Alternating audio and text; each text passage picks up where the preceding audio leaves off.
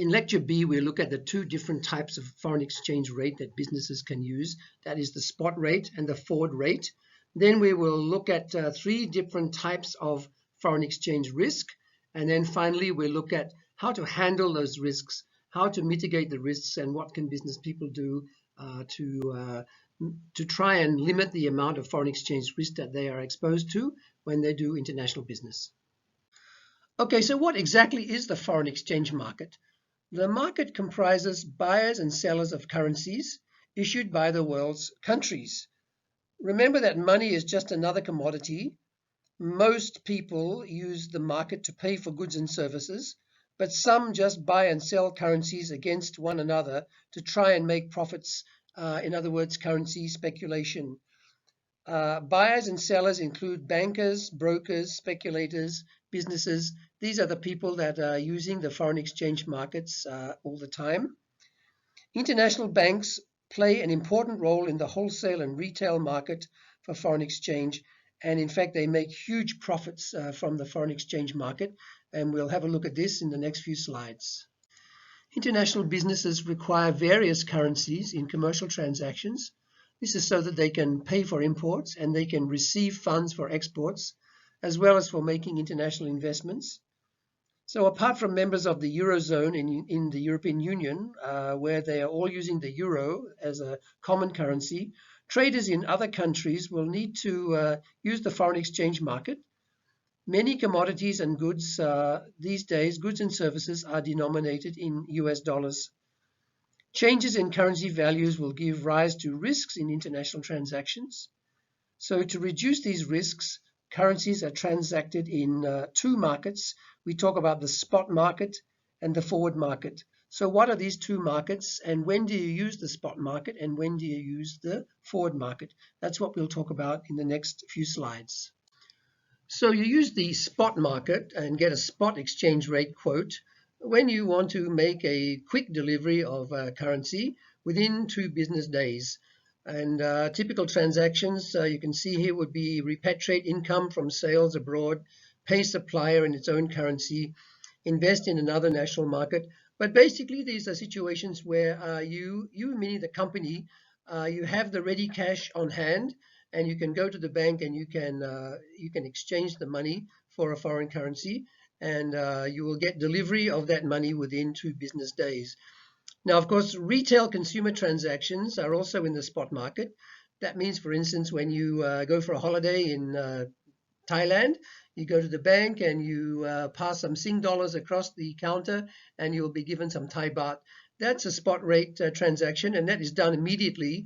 And that's because normally the amount that you will be exchanging as a tourist is relatively small. So the bank will have on hand the physical cash for the other currency. But if you're talking about, $1 million or some rather large amount for a business transaction, the bank may not necessarily have the money straight away. The bank has to go to the markets and get the cash for you. So that's why they talk about the delivery within 2 business days. It gives the bank time to make the exchange. Okay, so all retail consumer transactions are in the spot market, and some business transactions are in the spot market, and they are normally transactions where you want to make a fairly quick and immediate transfer. And of course, if you have the money available, then you can do the spot transfer.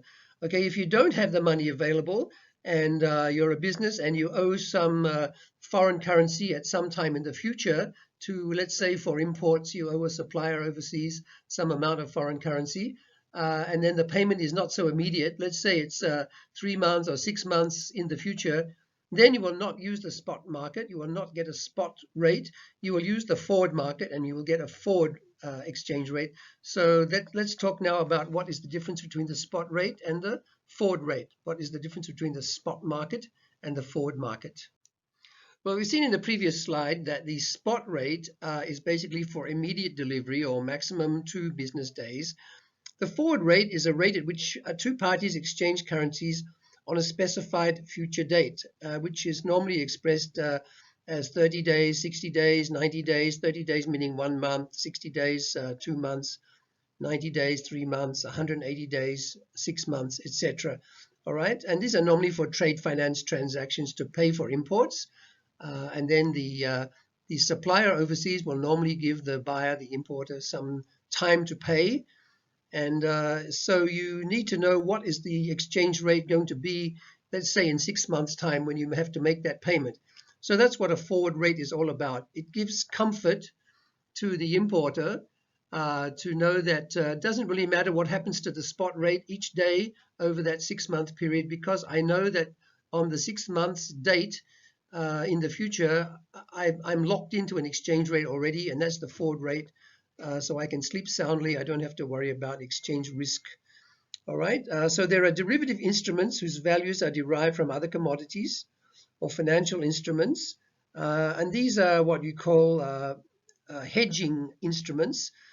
And the ones which we will be looking at are forward contracts, futures, options, swaps. These are some of the various types of derivative products.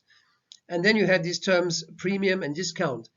So the forward rate is traded at a premium if it's higher than the spot rate, and vice versa for a discount.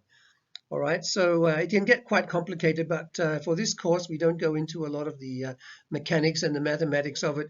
We just basically think that for a spot rate is when I want to make an immediate payment, and a forward rate is for a future payment at some time in the future. Okay, so now we know what spot rates are and what forward rates are. We just put that to one side for a moment, and we look at different types of financial risk, and then later on we'll see how the spot rate and the forward rate can help in managing these types of financial risks. All right, so you can see on the screen here 3 different types of financial risk: transaction risk, translation risk, and economic risk. So the first one is transaction risk. It's a trading or a currency risk. It's a short-term risk. That means a maximum of 1 year exposure. And the thing about transaction risk, it's a risk where you can really lose real money or make real windfall profit, depending on the way you manage the risk and the way the exchange rates move. It's about real money, which is different from the translation risk, because translation risk is what the accountants call book risk or accounting exposure. Is just the effect of exchange rate movements on balance sheets of large international companies which are exposed to many different currencies. So it's not the risk of losing real money, it's just the way that the exchange rate can affect the value of the assets and liabilities, etc., in the balance sheets. Okay, and then the last one is economic risk, longer term financial risk, more than one currency involved, longer than 1 year. So this is basically something that senior management of companies would be looking at. It involves the sort of strategic management of a company. For instance, we have a subsidiary in China. The way the economy is doing in China, should we close down a factory in China and move it to Vietnam because the costs are getting too expensive in China, etc. So transaction risk and translation risk are short-term risks, and economic risk is a longer-term risk. So let's have a bit more of a look at these in a bit more detail, and then we'll see how the spot and forward rates can be used to help to manage them. So here's a definition of transaction risk. It looks a bit long, but it's quite easy to understand. When the financial benefits and costs of an international transaction can be affected by exchange rate movements that occur after the firm is legally obligated to complete the transaction. So in simple terms, what does that mean? It means that there's a buyer and a seller, and they agree on a price, and that price in terms of the buyer is in a foreign currency, and the foreign exchange rate might move before the payment date. So for example, you can see on this slide here, imagine Tangs in Singapore. They need to pay Sony in Japan 50 million yen in 180 days time. 180 days is 6 months time. All right, so they need to pay 50 million yen, and that 50 million yen at a current exchange rate is worth about 630,000 Sing dollars. So at current exchange rate, they would owe Sony 630,000 Sing dollars. But who knows, by the time the 6 months period is up, if Tangs don't do anything to protect themselves against the foreign exchange movements or foreign exchange risk, they could get a nasty shock, because let's say that the yen appreciated by about 11% in this case, and that would take the amount of Sing dollars from 630,000 to 700,000. So now in order to pay that 50 million yen, it would cost Tang's 700,000. So if they had based their profit on 630,000, and then anything above 630,000 was considered to be profit, and then the exchange rate moved against them, and now they owe 700,000, then they can actually make a loss, or at least not make any profit on the transaction, which will be very sad because there's a lot of work involved in negotiating the deal and shipping the products to Singapore and putting them on the shop floor and selling them, and then go through all those steps and all those problems, and in the end not make any money out of it simply because of an exchange rate movement. All right, so that's what you call transaction risk, the risk that in the time between when you actually agree on the price in foreign currency and when you actually pay that amount of foreign currency, if the exchange rate moves against you, then you'll have a problem. Of course, you might gamble and your advisors might tell you, no, the exchange rate is going to move in your favor. And if you do nothing about it, you'll actually end up making an extra profit. Okay, but most companies will not do that because they're not in the business of currency speculation. They're in the business, in this case, of selling electronic products to their customers. Okay, so in order to mitigate against this kind of foreign exchange risk, this transaction risk, then in this case, Tangs would have to do something about it. And what they do about it, we'll see in the next few slides. How do they protect themselves against this transaction risk? So the Singapore firm, in this case, the retailer Tangs, they can reduce their exposure or their foreign exchange risk by protecting the amount it has to pay in yen currency from increasing due to the appreciation of the yen currency. In other words, due to the appreciation of the exchange rate against the Sing dollar. And this is called hedging. So hedging is a sort of overall term, and there are many different ways of hedging. So you can see here, one thing it can do is to enter into a forward contract with a bank. So we look at forward contracts and we look at two other methods of hedging. So the first one is this forward contract. So what that means is that the company Tangs in Singapore will enter into a contract with its bank, and basically the bank will take on the foreign exchange risk instead of Tangs. Okay, but of course that will happen for a fee. But the fee is never known because the fee is hidden in the forward rate quoted by the bank. So the basic thing that is in this hedging contract is a forward rate. Okay, and the forward rate is quoted by the bank and is included in the hedging contract. And the amount that the bank charges for that forward contract is hidden in the exchange rate, hidden in the forward exchange rate. So you as the customer, or in this case Tangs as the customer, they won't know exactly how much they've paid, but on the other hand, they'll know exactly what the exchange rate is that they need to exchange the yen in 6 months' time. So that gives them some confidence because they have a level of certainty. They know exactly how much Sing dollars it's going to cost them because they know what the exchange rate is going to be. So then they can plan their business around that. They can work their profit in terms of how much they're going to sell the products for to their Singapore customers in order that they'll make a profit.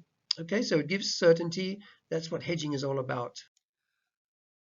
So to hedge is to protect against or to minimize transaction risk. There are many methods available, as I mentioned before, and we're just going to look at three methods, or three of the most common methods to hedge against this transaction risk. And remember, transaction risk is the risk of the exchange rate moving against you in the period between when you agree on a foreign currency price and when you have to actually make that foreign currency payment. Okay, so the first one is the forward currency contract, which you get from a bank.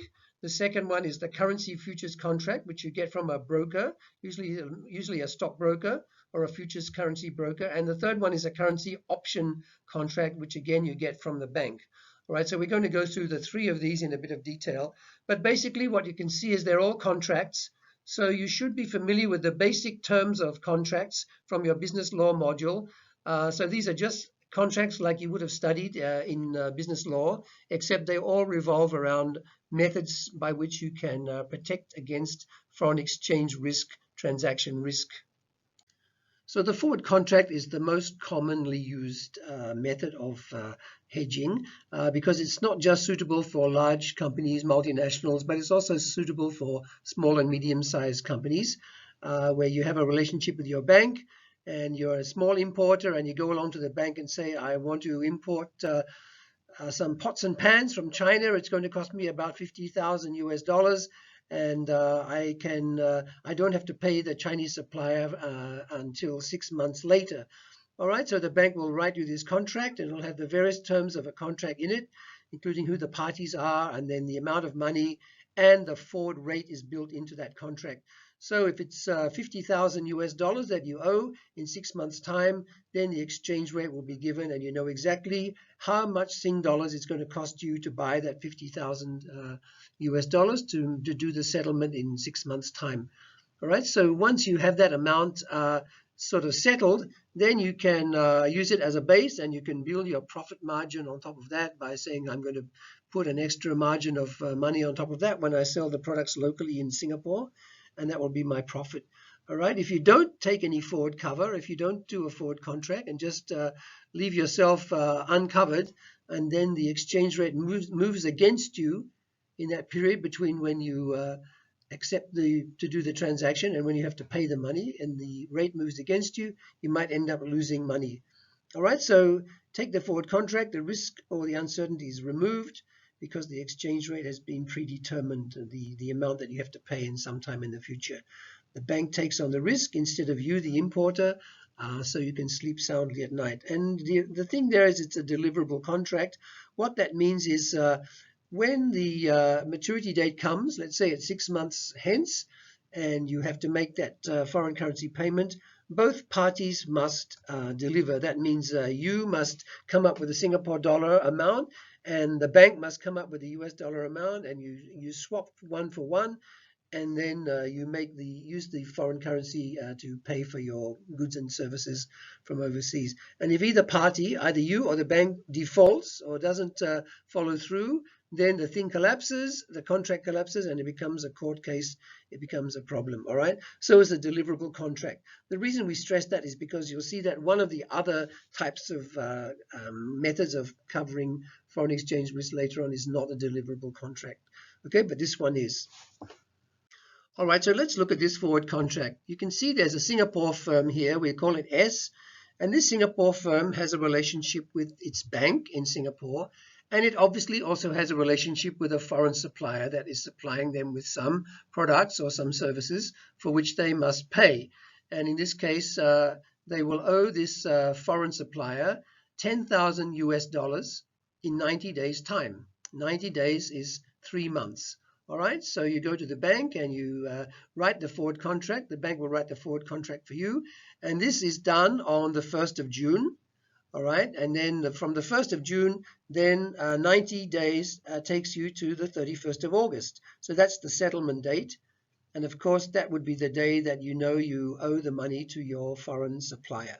All right, so now we fast forward from 1st of June when the bank and you write the contract at an exchange rate of 1 US dollar to 1.51 Sing dollars. So now we jump ahead to 31st of August, that's 90 days. And you can see that now the spot rate on that day is 1 US to 160 Sing dollars. So what that means is if you had not taken the forward contract and you had just gone uncovered and then used the spot rate on that day, on the 31st of August, you will actually make a loss. Let's have a look at why that is. All right, so based on the forward rate that's built into the contract of 1.51, then the 10,000 US dollars that you owe will cost you 15,100 Sing dollars, and that's based on the forward rate. All right, but if you didn't have any forward rate and you didn't have a forward contract and you just use the spot rate on that day on 31st of August to make your payment, then the rate is 1.6. So instead of it costing you 15,100, it will cost you $16,000. So the difference between 16,000 and 15,100 is $900. So if you had not taken the forward contract, you would have suffered a transaction loss or a foreign exchange loss of $900. All right, so in this case, it was worthwhile for you to take the forward contract because you got a rate 3 months earlier in June, a rate that's much better than the spot rate on the day when you actually have to make the foreign payment. All right. So there you are. So if the spot rate on 31st of August is 1:1.6, then S, the Singapore company, is protected from foreign exchange loss of 900 as it has locked in the exchange rate. So locked in means that it's put in place, and you can sleep soundly at night because you know that exactly how much Sing dollars is going to cost you to buy the $10,000 US, and you know that 3 months earlier. If you don't do it, you won't know exactly how much it's going to cost you until the actual day of settlement, 31st of August, and you have no idea what the spot rate will be on that day. It might be in your favor, but it might not be in your favor. And if you're a prudent businessman or a prudent businesswoman, better not speculate in currency, but always take some form of forward cover, some form of hedging, in this case, a forward contract. All right, so we said that the forward contract is the most common method of doing hedging for foreign exchange risk. Another method is the currency futures contract. So there are some similarities and there are some differences. First of all, the forward contract, which we mentioned previously, is purchased from the bank, whereas the currency futures contract is purchased from a money broker, quite often from a stockbroker, not from a bank. All right. Another difference is that the forward contract, which we mentioned earlier, is customizable by your bank, which means that, for instance, if you owed an amount of, let's say, US dollars, $3,526,212.05, and the period was, 4 months and 2 days, then the bank can customize exactly that contract for exactly that amount of money and that term of months and days, which is very non-standard, and you'll get a perfect fit, just as if you went to the tailor or the dressmaker and had something made, measured, tailor-made and measured to you. That is a perfect fit. All right. Whereas if you buy the currency futures contract, it's like going to Forever 21 or some boutique where it's just off the shelf. All right. So it may not cover exactly your needs because the currency future are for standard term and standard amount. So it might be for 1 million, 3 million, $5 million, 1 month, 3 months, 6 months, like that. All right. So you may end up having to buy a currency future which slightly overcover you a bit more than you need. If you buy say a $5 million currency future, but the actual amount you owe is 4.9 million or something like that. All right. So it's off the shelf. It's not a perfect fit, but of course the reason people do it is that it's cheaper. All right, it's not customized, it's not perfect. You may be slightly under or slightly over covered. If you're willing to do that, then it will be cheaper. All right, that's the first thing. The second thing about the currency future is that it is discountable, or you can actually sell it into the market, into the futures market. All right, which is the next part here. Let me click it down. Yeah. Singapore firm can sell off this futures contract. So for the forward contract, which we mentioned previously, it's purely customized and made for you by the bank. It's only for you, for your particular transaction. You can't do anything else with it except use it to cover your foreign exchange transaction, your risk. Whereas for this off-the-shelf contract, it has a couple of benefits. One is that you can use it to cover your exposure for your import. The other one is that you can also sell it into the market. So let's say you buy this contract because you want to cover an amount of future payment that you're going to make for an import in, say, 6 months' time. Then as the time is going along and you see that actually this contract which you've bought, it's in US dollars, and the US dollar seems to be depreciating. It's going down and down. All your advisors, your bankers, your economists are telling you, yes, the US dollar is going to keep falling. So then you realize, actually, this contract is no value to you because it's not protecting you anymore because the US dollar that you owe is falling against the Sing dollar. And there doesn't seem to be anything in the news or that no one's telling you it's the US dollar is going to go back up again. So you may as well try and sell off this contract and get at least some money back. You may not get everything back that you paid for it, but you might get something back in the market rather than just hold on to it. And when it expires, it's worth nothing. You could have made some money. All right. So it's there to help to protect you against foreign exchange risk, but it's also discountable into the market. You can sell it if you don't want it anymore. All right. Okay, on the other hand, the currency futures contract is still a deliverable contract. It's still between you and the broker you buy from. It's deliverable that on the maturity date, you must deliver the Sing dollar, they must deliver the US dollar, and then you still use that to pay for your imports, all right? So it's still a deliverable contract. Now that's a currency future. All right, so just to illustrate what we said on the previous slide, here you can see currency futures contract, the same dates, 1st of June out to the 31st of August, and you purchased it with a forward rate of 1.51. So you're protected against the amount of money you have to pay to your supplier on the 31st of August. Then, as we said, the time goes on, and maybe you see that the exchange rate US dollar to Sing, it's not 1.51 anymore, it's 1.5, then it's 1.48, and then it's 1.45 and 1.44. You see it going down, and you realize this contract is no use to me anymore because the US dollar is falling. It's not protecting me, so I may as well sell it. So here you are, the US dollar is depreciating. So let's sell the contract before the contract maturity date, which is 31st of August. Let's say by the 15th of July, you realize this contract is no more use to you for this particular, covering this particular transaction. So let's see if we can sell it into the market. So you go back to the broker and say, I don't need this contract anymore. I want you to discount it into the market for me and give me back some value. And there'll be some value in there, you can sell it. All right. So there's a risk. The risk is that this is a 90-day contract, and you see the US going down and down and down. And what happens? You sell it then on the 89th day, just before the 90th day, some major political event that involve either Singapore or US as the two countries involved in this transaction. Something happens and the exchange rates gyrate around. The US dollar jumped back up again. And then you find that on the 31st of August, you're not covered anymore because you've sold it off. All right, so there's always a risk. But if you think that you can handle the risk and you can sort of pick the way the markets are moving, and that you don't think you're going to need this cover on the 31st of August, then sell it off into the market. All right, so that's the difference with the currency futures market. Currency futures contract, you can sell it, you can discount it into the market. So for the forward contract and for the futures contract, you know that these are deliverable contracts. So what happens if the US currency depreciates when you have cover with either of these two hedging methods? So the US currency is going to depreciate.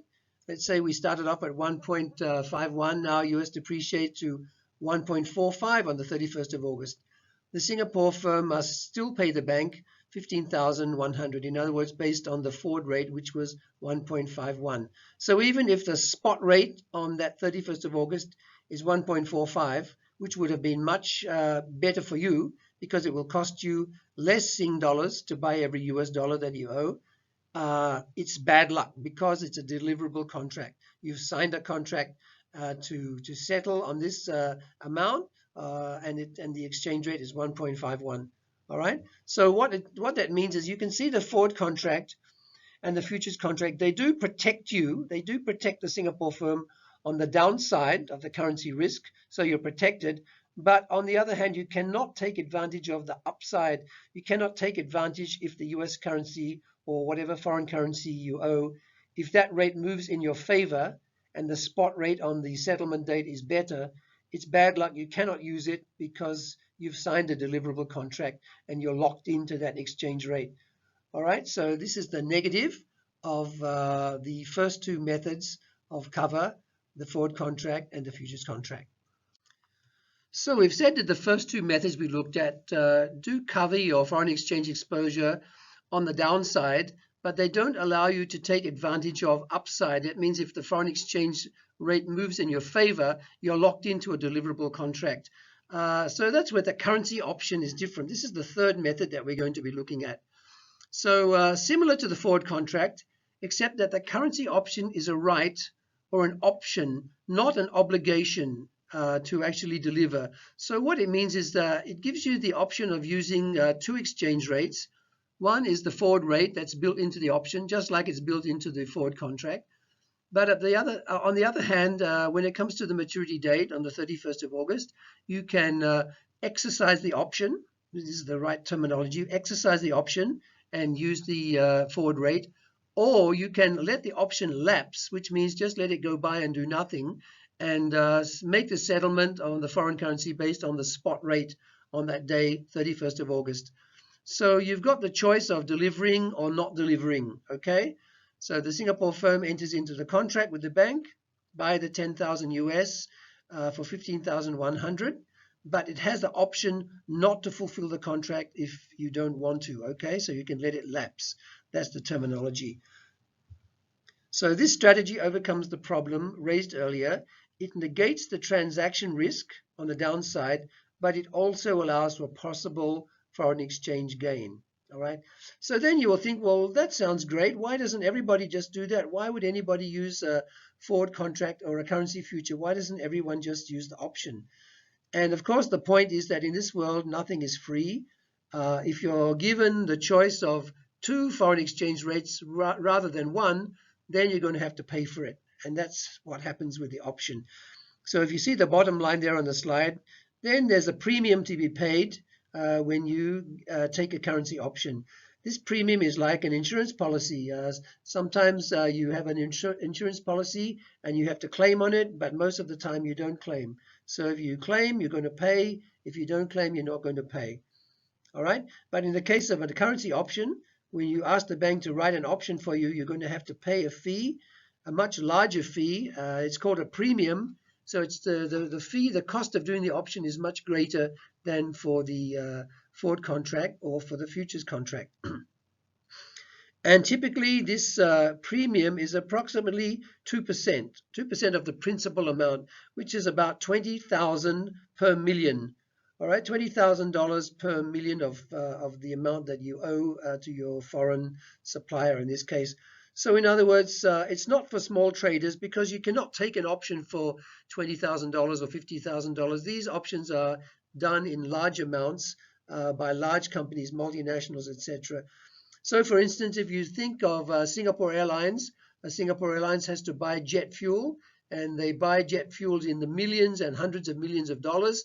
It's priced in US dollars, and they buy many amounts of this on different contracts. So they would be advisable for them to take an option. First of all, because they're a big company with a strong cash flow, so they can afford the premium. And secondly is because when it comes to the maturity date, sometimes the difference between the forward rate and the spot rate could be quite great, and give a windfall extra profit by using the spot rate. All right. So small little companies will not be using options. Large companies will be using options because they can be expensive, but on the upside, they can give a very good result. Okay, so these are the three methods of managing transaction risk that we're looking at. And now we'll go on and look at some other areas in this topic.